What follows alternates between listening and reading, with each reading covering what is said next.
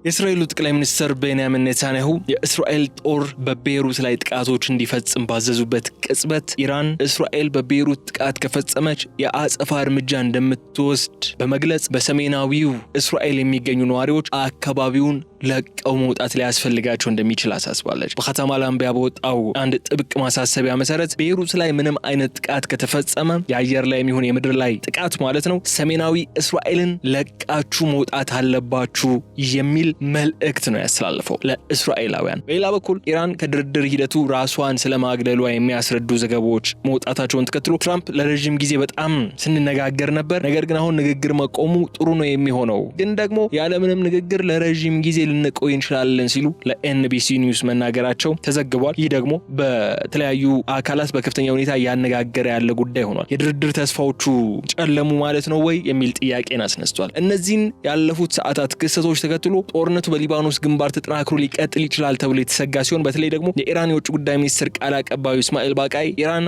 ሊባኖሳውያንን ራሳቸው ከወረራ ለመከላከል የሚያደርጉትን ጥረት ከመደገፍ ወደ ኋላ አትልም ሲሉ መግለጻቸው ተከትሎ ጦርነቱ ምናልባት እንደከዚህ ቀደሙ በቀጥታ አሜሪካ ኢራንን ታጠቃበት፣ ኢራን ደግሞ በአጸፋ መልስ እስራኤልን በገልፍ አካባቢ ያሉ የአሜሪካ የጦር ሰፈሮችን የምትመታበት ሁኔታ ላይ ያስመለክተን ይችላል። ነገር ግን ጦርነቱ በተላላኪዎች ወይም በፕሮክሲዎች በኩል ተፋፍሞ ሊቀጥል የሚችልበት ኢራን ሂዝቦላህን የምታስታጥቀበት የምታደራጅበትና ከእስራኤል ጋር ፊት ለፊት የሚጋፈጥበትን አቅም እንዲኖረው ለማድረግ ትሰራለች የሚሉ ነገሮች እየተነሱ ነው የሚገኙ።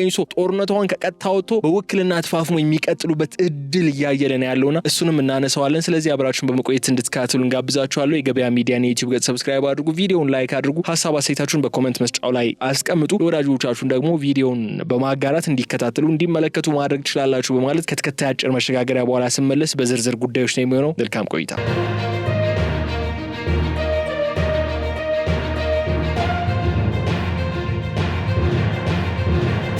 በመካከለኛው ምስራቅ ለሳምንታት ሰፍኖ የነበረው አንጻራዊ ጸጥታና ተስፋ ተንጠልጥሎበት የነበረው ዲፕሎማሲያዊ ጥረት በአንድ ጀንበር ሙሉ በሙሉ አደጋ ላይ ወድቋል። የእስራኤሉ ጠቅላይ ሚኒስትር ቤንያሚን ኔታንያሁ ከመከላከያ ሚኒስትራቸው እስራኤል ካትዝ ጋር በመሆን የሀገሪቱ አየር ኃይል በሊባኖስ ዋና ከተማ ቤይሩት በሚገኝና በህዝብ ብዛት እጅግ ጥቅጥቅ ባለው የዳሂህ ግዛት ላይ ከባድና አውዳሚ የአየር ድብደባ እንዲፈጸም አስቸኳይ ትዕዛዝ አስተላልፈዋል። ይህ እጅግ ስሜት ቀስቃሽና ቀጥናውን እንደለየለት ጦርነት ሊከት የሚችለው ውሳኔ የወጣው ደግሞ በዩናይትድ ስቴትስና በዓለም አቀፍ አደራዳሪዎች ከፍተኛ ጥረት ተደርሶ የነበረው እንዲሁም እስከ ሐምሌ ወር መጀመሪያ ድረስ የተኩስ አቁም ሂደቱ እንዲቀጥል ተደርሶ የነበረውን ስምምነት በስራ ላይ ለማዋል ጥረት በሚደረግበት ወቅት በመሆኑ ጉዳዩ የዓለም አቀፉን ማህበረሰብ ዋነኛ አጀንዳ እንዲሆን አድርጎታል። የእስራኤል ፖለቲካና የጦርነት ካቢኔ መሪዎች ለዚህ አስደንጋጭ እርምጃቸው የሰጡት ይፋዊ ምክንያት የሊባኖስ ታጣቂዎች ወይም ሂዝቦላህ የተኩስ አቁም ስምምነቱን መመሪያዎች በተደጋጋሚና ሆን ብለው ጥሰዋል የሚል ሲሆን በተለይ ደግሞ በእስራኤል ሰሜናዊ ከተሞችና በሲቪል ዜጎች መኖሪያ መንደሮች ላይ የሚሰነዘሩ የሮኬት የሚሳኤልና የሰው አልባ አውሮፕላን የድሮን ጥቃቶች ከዚህ በኋላ በትዕግስት እንደማይታለፉም በይፋ አስታውቀዋል። የእስራኤል መንግስት በሰጠው ሰፊና ዝርዝር መግለጫ መሰረት በሰሜናዊ የእስራኤል ግዛቶች በተለይም እንደ ናህሪያና ኪሪያት ሽሞና ባሉ ከተሞች የሚኖሩ በመቶ ሺዎች የሚቆጠሩ እስራኤላውያን በየቀኑ በሂዝቦላህ የሮኬት ውርጅብኝና በሳይረን ድምፅ ስነ ልቦናዊና አካላዊ ስጋት ውስጥ እየኖሩ በቤይሩት መሃል ከተማ የሚገኙ የድርጅቱ ከፍተኛ የፖለቲካና የወታደራዊ አመራሮች አስተማማኝ ከለላ አግኝተው ሊቀመጡ አይገባም የሚል ጠንካራ አቋም ተይዟል። ይህ የቤንጃሚን ኔታንያሁ ጠንካራ ቀጥተኛ የጥቃት ትዕዛዝ ቀደም ሲል በዋሽንግተን አስተባባሪነት የተደረሰው ሰላም ስምምነት ፍርክስክሱን ያወጣ ከመሆኑም በላይ መላውን መካከለኛ ምስራቅ ወደ ከፋና ወደማይመለስበት ሁለንተናዊ ቀጠናዊ ጦርነት ሊመራው እንደሚችል የዓለም አቀፍ የፖለቲካና የደህንነት ተንታኞች ስጋታቸውን በከፍተኛ ድምጽ እያስተጋቡ ይገኛሉ። በሊባኖስና በእስራኤል መካከል ያለው ይህ የጦርነት አዋጅ መሬት ላይ ያለውን እውነታ የቀየረ ሲሆን ሁለቱም ወገኖች እርስ በርስ በሚወራወሯቸው የተኩስ አቁም ጥሰት ክሶች ቀደም ሲል በዲፕሎማቶች የተገነቡትን የሰላም ድልድዮች ሙሉ በሙሉ በአንድ ጊዜ እንዲናዱ ያደረገዋቸው ይገኛሉ። ይህ በእንዲህ እንዳለ የእስራኤል ጦር የአረብኛ ቋንቋ ቃል አቀባይ የሆኑት ኮሎኔል አቪቻይ አዱራኢ በዳሂህና በዙሪያ ባሉ ሰፈሮች ለሚኖሩ ሲቪል ዜጎች በአስቸኳይ አካባቢያቸውን ለቀው እንዲወጡ የሚያስገድድ ወታደራዊ ማስጠንቀቂያ ማውጣታቸውን ተከትሎ በሊባኖስ ዋና ከተማ ውስጥ ከፍተኛ መደናገጥና ውጥረትን ነግሷል ተብሏል። የእስራኤል መከላከያ ሰራዊት ለሲቪሎች ጥሪ አድርጋለሁ ቢልም ጥቃቱ የታለመው የሂዝቦላህን ወታደራዊ ይዞታዎችና ሚስጥራዊ መጋዘኖችን ለማውደም ነው የሚል ሰፊ አየር ዘመቻ ለመክፈት ዝግጁ ስለመሆኑ ታውቋል። ይህ እርምጃ የተኩስ አቁም ስምምነቱን ያረቀቁትን እንደ አሜሪካና ፈረንሳይ ያሉ ሀያላን መንግስታት ከፉኛ ያስቆጣና ያስደነገጠ ተግባር ሆኗል። ምክንያቱም ኔታንያሁ መንግስት የዓለም አቀፍ ዲፕሎማሲን ግፊት ወደ ጎን በመተው የራሱን ወታደራዊ ግቦች ለማሳካት ሙሉ በሙሉ መቁረጡን ያሳየበት ክስተት በመሆኑ ነው ተብሏል። በሌላ በኩል የአዲስ የጥቃት ትዕዛዝ በእስራኤል ውስጥ ፖለቲካ ላይም የራሱን ትልቅ ጥላን አሳርፏል። የኔታንያሁ የቀኝ ዘመም ጥምረት መንግስት በሰሜናዊ እስራኤል ከቀያቸው የተፈናቀሉ ዜጎችን ወደ ቤታቸው ለመመለስ ሂዝቦላህ ሙሉ በሙሉ መደምሰስ ወይም ከድንበር መራቅ አለበት የሚል ከፍተኛ የውስጥ ግፊት እየበረታበት ነው የሚገኘው። በዚህም ምክንያት የተኩስ አቁም ስምምነቱ ለእስራኤል መከላከያ ሰራዊት መደራጃ ጊዜ የሚሰጥ እንጂ ዘላቂ ሰላምን የሚያመጣ አይደለም የሚለው የካትዝና የኔታንያሁ እምነት አሁን ላይ ወደ ተግባራዊ የአየር ላይ ጥቃት ሲሸጋገሩ ማየታችን ተከትሎ ሰላም የተኩስ አቁም ሂደቱ የተጠቀሙበት ራሳቸውን ለማደራጀት ነበር የሚለውን መደምደሚያ ላይ እንድደርስ ያስገድናል። ይህ በሊባኖስ ላይ የተሰነዘረ ያለው አዲስ ወታደራዊ ማዕበልና ጥቃት ቀደም ሲል በጋዛና በሊባኖስ ድንበር ላይ ይደረጉ ከነበሩት የተወሰኑ ግጭቶች ወጥቶ የሁለቱን ሀገራት ዋና ከተሞችና ስልታዊ ማዕከላት በቀጥታ የሚያገናኝ አደገኛ ፍንጣሪ ሆኖ ተመዝግቧል። የእስራኤል የጦር አይሮፕላኖችና ከፍተኛ የቴክኖሎጂ ሚሳይሎች በዋናነት ኢላማ ያደረጉት የቤይሩት ደቡባዊ ክፍል የሆነውን የዳሄ ወረዳ እጅግ ጥቅጥቅ ያለ ህዝብ ቁጥር የሚኖርበትን አካባቢ ከመሆኑም በላይ በሂዝቦላ የፖለቲካዊ ማህበራዊና የወታደራዊ መዋቅር ውስጥ እንደ ዋና የቁጥጥር ማዕከልና የጀርባ አጥንት ተደርጎ የሚታይ ስትራቴጂካዊ ስፍራ ነው። የእስራኤል መከላከያ ሰራዊትና የደህንነት ተቋማት በዚህ ጥቅጥቅ ያለ የከተማ ክልል ውስጥ የሚገኙ የሽብር መሰረተ ልማቶችን፣ ሚስጥራዊ የጦር መሳሪያ ማከማቻዎችንና የከፍተኛ አመራሮችን የመገናኛ ዋሻዎች ብቻ ለይተን ነው የምንመታው በሚል በይፋ ቢከራከሩም መሬት ላይ ያለው እውነታ ግን እጅግ አሳዛኝና የከፋ ሰብአዊ ቀውስ እያስከተለ መሆኑን የሊባኖስ ጤና ሚኒስቴር ይፋ ያደረጋቸው ተከታታይ መረጃዎች በግልጽ ያሳያሉ። ባለፉት ወራት በደረሱት ተከታታይ ጥቃቶች ሳቢያ ብቻ በትንሹ ከ3400 በላይ ንጹሃን ሊባኖሳውያን ህይወታቸው ስለማጣታቸው ይነገራል። አዲሱ የኔታንያሁ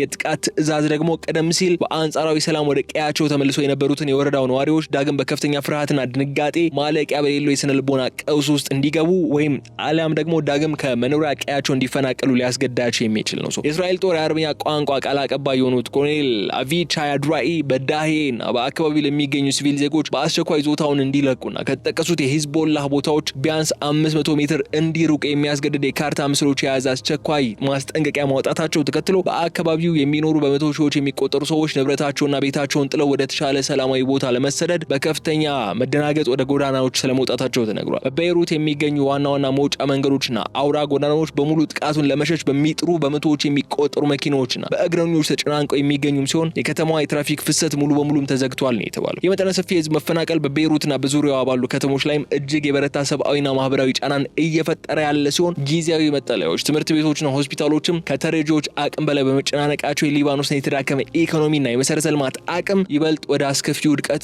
እየመራው ይገኛል የሚሉ መረጃዎች ነው እየወጡ ያሉት። ይህ የዳሄ ወረዳ የቦምብ ናዳ ሰለባ የመሆን ስጋት የሊባኖስን መንግስት የውስጥ ፖለቲካዊ መዋቅር እያናጋው ብቻ ሳይሆን የሀገሪቱ የደህንነትና የነፍስ አድን አካላትም በፈረሱት ህንፃዎች ስር የተቀበሩ ሰዎችን ለማውጣት የሚደረጉ ጥረቶች በእስራኤል ቀጣይ የአየር ጥቃቶች ስጋት ምክንያት በከፍተኛ ሁኔታ እንዲስተዋጎሉ እንዳስገድዳቸው ይገልጻሉ። ዓለም አቀፍ የሰብአዊ መብት ተሟጋች ድርጅቶች በእስራኤል የሚወሰደው መሰል እርምጃና የጅምላ ማስጠንቀቂያ የአየር ድብደባ ስልት የጋራ ቅጣትን ወይም ኮሌክቲቭ ፓኒሽመንት የሚያስከትልና የዓለም አቀፍ ሰብአዊ ህጎችን የጣሰ ነው በሚል ድምጻቸውን ማሰማት ጀምረዋል። ይሁን እንጂ የእስራኤል የጦር ካቢኔ ሂዝቦላ ሲቪል ዜጎችን እንደ ጋሻ በመጠቀም ወታደራዊ መጋዘኖችን በመኖሪያ ህንፃዎች ስር ደብቋል የሚለውን መከራከሪያውን በማቅረብ በዳሄ ላይ የተጀመረውን መጠነ ሰፊ ጥቃት ለማስቆም የቀረቡት ዓለም አቀፍ የሰላም ጥሪዎችን ውድቅ ለማድረግ እንቅስቃሴ እያደረገ ስለመሆኑ ተሰምቷል። ከዚህ ቤይሩትን ለመደብደብ ከሚደረገው እንቅስቃሴ ጎን ለጎን የእስራኤል መከላከያ ሚኒስትር እስራኤል ካትዝ የሰጡት መግለጫ የእስራኤልን የረጅም ጊዜ ወታደራዊና ስትራቴጂካዊ ግብም በይፋ ያጋለጠ ነው። ካትዝ በሰጡት ማብራሪያ ሂዝቦላ በእስራኤል ላይ የሚሰነዝረውን ጥቃት ሙሉ በሙሉ ካላቆመ በቤይሩትም ሆነ በሌሎች የሊባኖስ ከተሞች ውስጥ ምንም አይነት መረጋጋትና ሰላም እንደማይኖር በግልጽ አስታውቀዋል። ከዚህም በላይ የእስራኤል መከላከያ ሰራዊት ከደቡብ ሊባኖስ ድንበር አካባቢ የሚገኘውና በጂኦፖለቲካዊ መልኩ እጅግ ስትራቴጂካዊ በሆነው የሊታኒ ወንዝ ዙሪያ የራሷን ወታደራዊ ቁጥጥር ስር ያለ ቀጠና በቋሚነት ለመመስረትና ይዞታዋን ለማስፋት እንደምትሰራም በይፋ ሲገልጹ ተደምጧል። ይህ ማለት እስራኤል ቀደም ሲል በተባበሩት መንግስታት ድርጅት የደህንነት ምክር ቤት ውሳኔ ቁጥር 1701ና በተኩስ አቁም ስምምነቱ የተቀመጡትን የድንበር ገደቦች ሙሉ በሙሉ በመሻገር በሊባኖስ ሉዓላዊ መሬት ላይ አዲስ የደህንነት ቀጠና ወይም ባፈር ዞን የመፍጠር ፍላጎት እንዳላት በግልጽ ያሳየ ክስተት ሆኗል።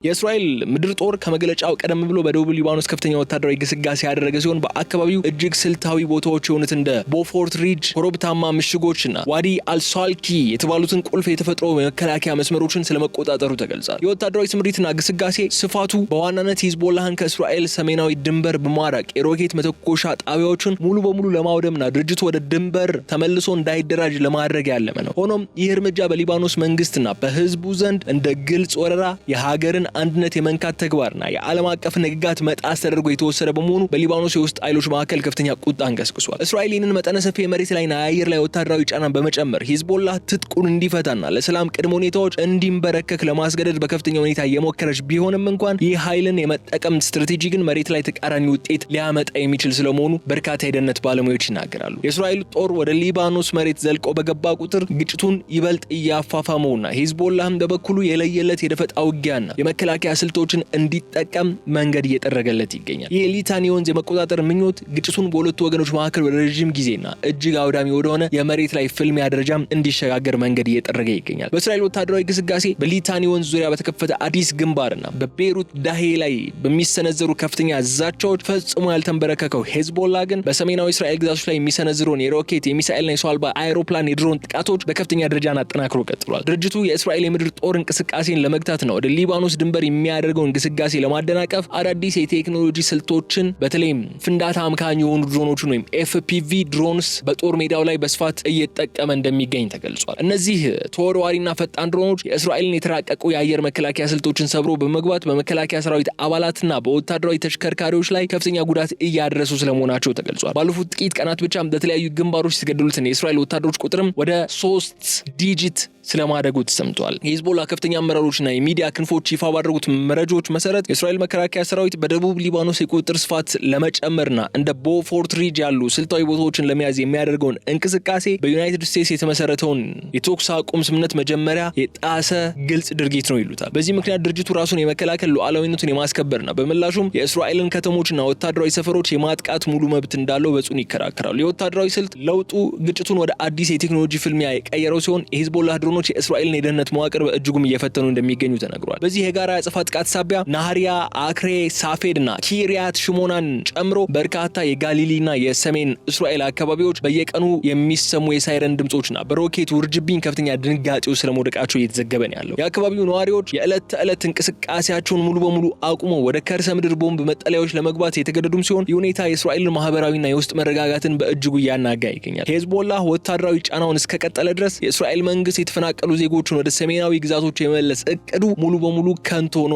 እንዲቀርም እያደረገው ይገኛል። ከዚህ ባሻገር በመካከለኛው ምስራቅ ለሚነሱ ጂኦፖለቲካዊ ግጭቶችና ጦርነቶች ዋነኛና ትልቁ የኃይል ምንጭ የሆነችው ኢራን በእስራኤል የቤይሩት ዳሄ ወረዳ የጥቃት ዛቻ ላይ እጅግ ጠንካራ አስደናቂ የተባለን ቀጥተኛ ወታደራዊ ምላሽ ሰጥታለች። የኢራን ዋና ወታደራዊ እዝ የሆነውና አጠቃላይ ወታደራዊ ስትራቴጂዎችን የሚቀይስ ተብሎ የሚነሳው የኸታም አልአንቢያ ማዕከላዊ እዝ ዋና መስሪያ ቤት ባወጣው ይፋዊ መግለጫ እስራኤል በሊባኖስ ዋና ከተማ ቤይሩት በተለይም በዳሄ ላይ የምትፈጽመው የአየር ላይ ጥቃትና ወረራ የምትቀጥል ከሆነ በሰሜናዊ እስራኤል በተያዙት የፍልስጤም ግዛቶች ውስጥ የሚኖሩ የእስራኤል ሲቪል ዜጎች፣ ሰፋሪ እስራኤላውያን ነዋሪዎች እንዲሁም ወታደራዊ አባላት ያሉባቸውን አካባቢዎች በተለይ በሰሜናዊ እስራኤል የሚገኙ ይዞታዎች በአስቸኳይ ለቀው እንዲወጡም ከባድ ማስጠንቀቂያን አስተላልፋለች። ይህ ከቴህራን የወጣው መግለጫ ተራ ዲፕሎማሲያዊ ኩነኔ ወይም የእስራኤልን ድርጊት የማወገዝ ጉዳይ ሳይሆን በእስራኤል ዋና ምድር ላይ ሜንላንድ እስራኤል ላይ እጅግ አውዳሚ የሆነ ቀጥተኛ የሚሳኤልና የድሮን ጥቃት ለመሰንዘር ሙሉ ወታደራዊ ዝግጁነት እንዳላት የሚያሳይ ትልቅ ምልክት ተደርጎ በዓለም አቀፍ ደረጃ ተወስዷል። ኢራን ይህን አስቸኳይ ማስጠንቀቂያ የሰጠችው ደግሞ በእስራኤል ምድር ላይ ጥቃት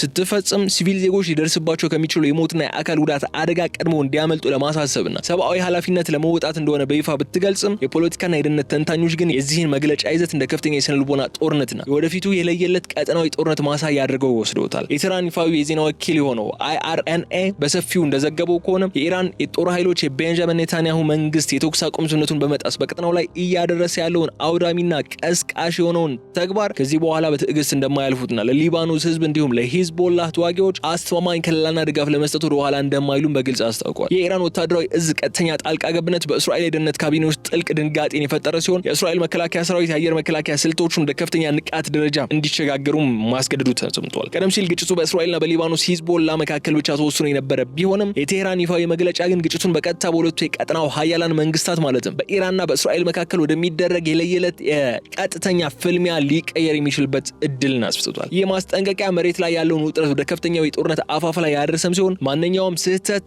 መላውን መካከለኛው ምስራቅ ወደማይወጣበት ትርምስ ሊከተው እንደሚችልም ዓለም አቀፉ ማህበረሰብ ስጋቱን እየገለጸ ይገኛል። የኢራን እስላማዊ አብዮታዊ ዘብ ወይም IRGC የደህንነትና የሚዲያ መዋቅር በይፋዊ የመገናኛ ዘዴዎቹና ማህበራዊ ሚዲያ ገጾቹ በኩል ባስተላለፉት ተከታታይ መልእክቶች ኢራን በሊባኖስ ሉዓላዊነትም ሆነ በጋዛ ሰርጥ ላይ የሚደረጉ ማናቸውም የእስራኤል ወታደራዊ የቀይ መስመር መጣሶች እንደ ቀጥተኛ የጦርነት አዋጅ ነው የምትቆጥራቸው ሲሉም በይፋ አስታውቋል። ይህ ተደማጭነት ያለው የኢራን ወታደራዊ ክንፍ አገላለጽ ደግሞ የኔታንያሁ መንግስት የተኩስ አቁም ስምምነቱን ወደ ጎን በመተው በቤይሩት ላይ የጀመረውን አዲስ የጥቃት ስልት የኢራን ብሔራዊ ደህንነትና የቀጥናውን የአክሰስ ኦፍ ሬዚስታንስ ተብሎ የሚጠራውን የአጋር ኃይሎች ጥምረት ሙሉ በሙሉ ለማዳከምና ለመበተን የተወጠነ አደገኛ አሜሪካ መር ሴራ ነው የሚል እምነትን ይዟል። በዚህም ምክንያት ኢራን የአጋሮቿን ህልውና ለመጠበቅና የቴህራንን ስትራቴጂካዊ ጥቅሞች ለማስከበር ስትል ማንኛውም አይነት ወታደራዊ ጥቃት የመመከትና የአጸፋ እርምጃ የመውሰድ ሙሉ መብቷ በዓለም አቀፍ ህግ የተጠበቀ መሆኑን በጽኑ እየተከራከረች ትገኛለች። የእስላማዊ አብዮታዊ ዘቡ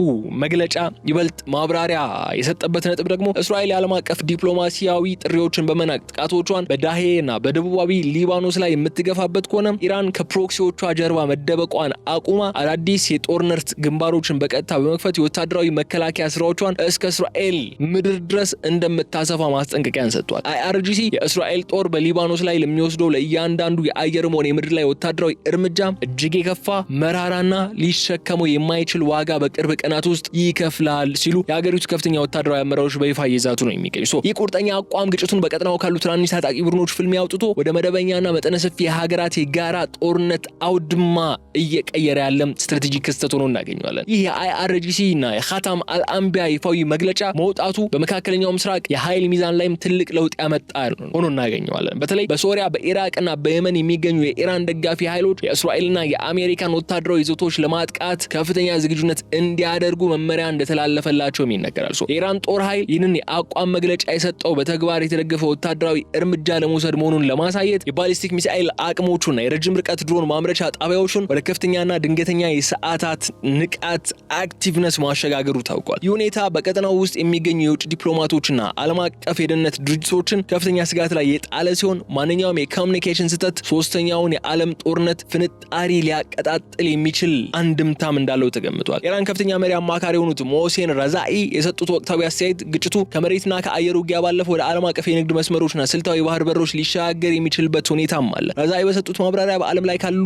የነዳጅና የንግድ ማጓጓዣ በሮች እጅግ ወሳኝ የሆኑትን ሆርሙዝና ባቤል መንደብም ለአጸፋ እርምጃው ወሳኝ ቦታዎች ሊሆኑ ይችላሉ የሚል ነገርን አንስቷል። በኢራን እስላማዊ ሪፐብሊክ የባህር ኃይል አስተዳደር ቁጥጥርና ደህንነት ክንፍ ስር ያለው ሆርሙዝ በድጋሚ ተረጋግጧል በኢራን ቁጥጥር ስር መሆኑ። እስራኤልና ምዕራባውያን አጋሮቿ በቀጠና ላይ እየጣሉ ያሉት የባህር ላይ እገዳና ወታደራዊ ጫና ከዚህ በኋላ በቴህራን በኩል በትዕግስት እንደማይታለፍ ነው እያስታወቁ ያሉት። ኢራን በሊባኖስ ህዝብና በሂዝቦላህ ላይ የሚደረገውን ወታደራዊ ማዕበል ለመግታት እንዲሁም እስራኤል በኢኮኖሚን ለማንበርከክ የሆርሙዝን ሰርጥ እንደ አዲስ ስትራቴጂካዊና ጂኦፖለቲካዊ መሳሪያ ዳግም ልትጠቀምበት እንደምትችልም ግልጽ የሆኑ ፍንጮችን እያሳየች ነው።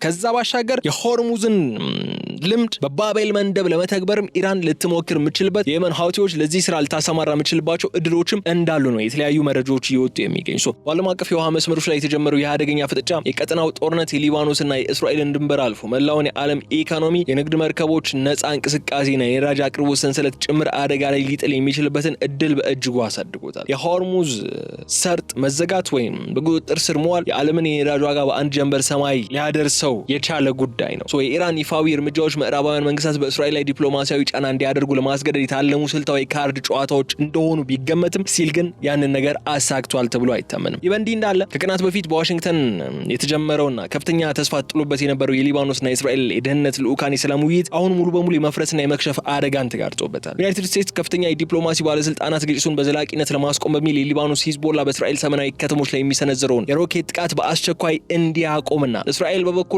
በቤይሩት ዳሄ ወረዳ ላይ የጀመረችውን ወታደራዊ እንቅስቃሴና የአየር ድብደባ እንድትገታ የሚያስገድድ ግልጽ የሆነ ቅደም ተከተል ያለው የሰላም ፍኖተ ካርታ አቅርቦ ነበር። ሆኖም ግን ይህ ዲፕሎማሲ ጥረት መሬት ላይ ባለው እውነታ ሊተረጎም ያልቻለ መሆኑ ብቻ ሳይሆን ሁለቱም ወገኖች በዋሽንግተን የቀረበውን የድርድር ሀሳብ ወደ ጎን በመተው የራሳቸው ወታደራዊ የበላይነትን ለማረጋገጥ ቆርጦ መነሳታቸውን በተለያዩ አጋጣሚዎች አሳይተዋል። የአሜሪካው ፕሬዚደንት ዶናልድ ትራምፕ አስተዳደር ከቴህራን ጋር ለረጅም ጊዜ ሲያካሂድ የነበረው ድርድር መጓተቱና በተግባር ተጨባጭ ውጤት ማምጣት አለመቻሉ ለእስራኤል ወታደራዊ እርምጃ መፍጠንና ለተኩስ አቁም መፍረስ ዋነኛ ማበረታቻ ምክንያት እንደሆነ ነው በርካቶች የሚስማሙት። ዋሽንግተን ቀደም ሲል እስራኤል በሊባኖስ ግንባር ላይ የምትወስደውን መጠነ ሰፊ ወታደራዊ እርምጃ እንድትገታና እንድታቀብ ስታደርግ የነበረው ለኢራኑ የሰላም ድርድር እድል ለመስጠትና የቀጠናውን ውጥረት ለማቀዝቀዝ በማሰብ ነበር። ይሁን እንጂ የኒውክሌር ድርድሩ ፍሬ አላፈራም የሚሉ ነጥቦች መነሳታቸውን ተከትሎ የእስራኤል መንግስት በቤይሩት ላይ ከባድ ጥቃት ለመሰንዘር ከአሜሪካ ቀጥተኛ ያልሆነ አረንጓዴ መብራት እንዳገኘ ተደርጎ መወሰዱ በዲፕሎማሲያዊ መስመር ላይ ትልቅ ክፍተትን ፈጥሯል። ይህም በዋሽንግተን የተጀመረው የሰላም ጥረት ውድቀት የዓለም አቀፉን ማህበረሰብና የሀያላን መንግስታት የተኩስ አቁም ስምምነቶች መሬት ላይ የማስከበር አቅም ምን ያህል ደካማና ውስን መሆኑ በግልጽ ያሳየ ክስተት ነው። አሜሪካ በሁለቱ ወገኖች መካከል ያላትን የቃላት ሰሚነት ማጣቷ ደግሞ ቀጠናው በዲፕሎማሲያዊ ንግግሮች ከመመራት ይልቅ ሙሉ በሙሉ በጦር ሜዳ ውሳኔዎች ወደሚመራበት አስፈሪ ምዕራፍ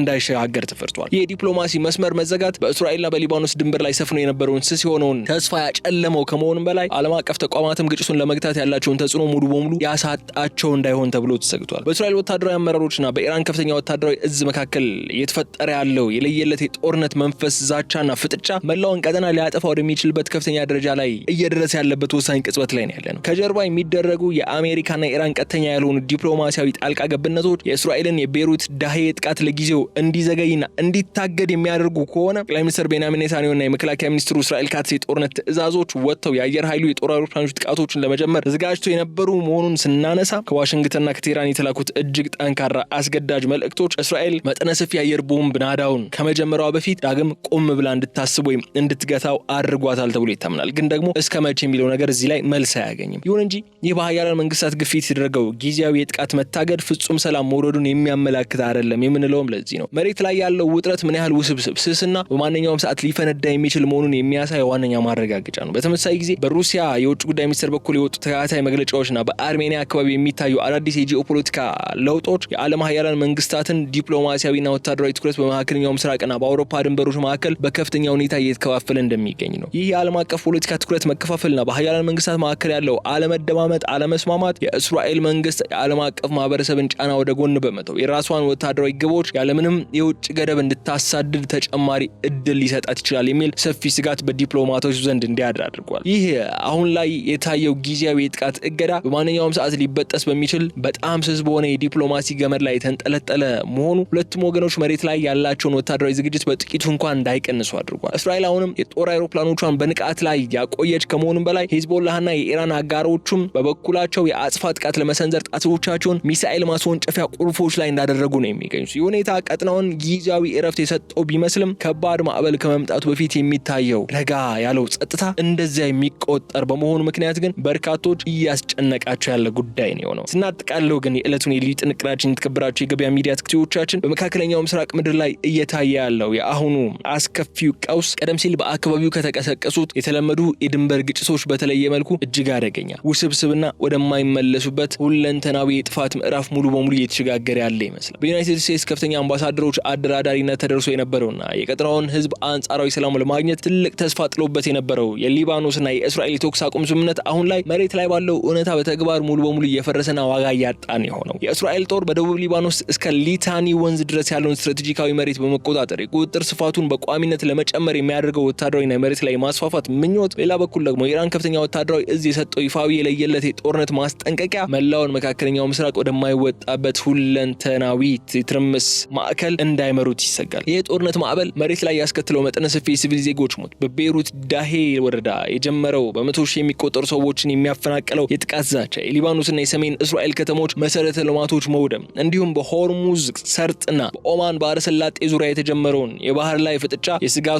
ዋና አካላት ሆነው ቀጥሏል። ወደፊት ማለትም በሚቀጥሉት ቀናትና ሳምንታት የሚከሰቱ የጂኦፖለቲካዊና ወታደራዊ ክንውኖች አቅጣጫ ሙሉ በሙሉ የሚወስኑት ደግሞ የሊባኖሱ ሂዝቦላህ አዳዲስ የቴክኖሎጂ ስልቶችና ፍንዳታ አምካኝ የሆኑ ድሮኖች ወይም ኤፍፒቪ ድሮንስን በመጠቀም የእስራኤልን የውስጥ ከተሞች የማጥቃቱን ሂደት የሚቀጥልበት ፍጥነትና የኔታንያሁ ጦር ካቢኔ በቤይሩት ላይ ለጊዜው ያገደውን መጠነ ሰፊ የቦምብ ናዳ ጥቃት በይፋ ለመጀመር በሚወስደው ቁርጠኝነት ላይ ነው። በዋሽንግተን ተጀምረው የነበረው የሰላም ውይይቶች በሀያላን መንግስታት የጥቅም መጋጨት ምክንያት ተጨባጭ ዲፕሎማሲያዊ መፍትሄ መስጠት በተሳናቸውና ወታደራዊ ጡንቻን ማሳየት የሀገሪቱ ብቸኛ መመሪያ በሆነበት በዚህ እጅግ አስፈሪ ታሪክ ወቅት የመካከለኛው ምስራቅ ህዝቦችና መላው ዓለም የቀጠናውን ወደፊት እጣ ፋንታ በከፍተኛ ፍርሃት ስጋትና ጭንቀት ውስጥ ሆነው በየሰዓቱ እየተከታተሉት እንዲገኙ አድርጓል። ይህ የሁለቱ ሀያላን ወገኖች ማለትም የእስራኤልና የኢራን ቀጥተኛ ፍልሚያ ቀጣይነት በቀጠናው ላይ ብቻ ሳይሆን በዓለም አቀፍ የነዳጅ ንግድና በዓለም የኢኮኖሚ መረጋጋት እንዲሁም በዲፕሎማሲያዊ ስምምነቱ ላይ የሚያሳድረው ተጽዕኖ ለትውልድ የሚተርፍ የረጅም ጊዜ ጠባሳ ጥሎ የሚያልፍ መሆኑ የማይቀር እውነት ይሆናል። በመጨረሻ ግን ይህ ቀውስ የሚያሳየን ነገር ቢኖር በመካከለኛው ምስራቅ የሰላም ስምምነቶች ምን ያህል ተሰባሪ መሆናቸውና የአካባቢው መሪዎች ከዲፕሎማሲያዊ ንግግሮች ይልቅ ለወታደራዊ የበላይነትና ለወታደራዊ አቅማቸው ቅድሚያ እንደሚሰጡ ነው የሚያሳዩን። የዓለም አቀፉ ማህበረሰብ ይህንን የጦርነት እሳት በአስቸኳይ ለማስቆም ጠንካራና ፈጣን እርምጃዎች ካልወሰደ ግን የሊባኖስና የእስራኤል ግጭት እዛው ተጀምሮ እዚያው የሚያበቃ ጦርነት ሳይሆን መላውን የባህረ ሰላጤው ሀገራት በቀጥታ ስቦ የሚያስገባና ለብዙ ዓመታት የሚቆይ ትልቅ የቀጠናው የለየለት የጦርነት ማዕከል ሆኖ መቀጠሉ የሚቀር አይመስልም በማለት የዕለቱን የልዩ ጥንቅር ፕሮግራማችን እዚህ ላይ እንቋጫለን። የተከበራችሁ የገበያ ሚዲያ ተከታታዮቻችን አብራችሁን በመቆየት ስለተከታተላችሁን እጅግ አድርጌ አመሰግናችኋለሁ። በቀጣይ በሌላ ጉዳይ መልሰን እንገናኛለን። እስከዛ ድረስ ግን በቸር እንድትቆዩኝ እመኛለሁ። የገበያ ሚዲያን የዩቲዩብ ገጽ ሰብስክራይብ አድርጉ፣ ቪዲዮውን ላይክ አድርጉ፣ ሐሳብ አስተያየታችሁን ደግሞ በኮሜንት መስጫው ላይ እንድታስቀምጡልኝ እጋብዛለሁ። እስከዛ ድረስ በሌላ ጉዳይ በሌላ ቪዲዮ እስክንገናኝ ድረስ ግን በቸር ቆዩልኝ። ሰላም።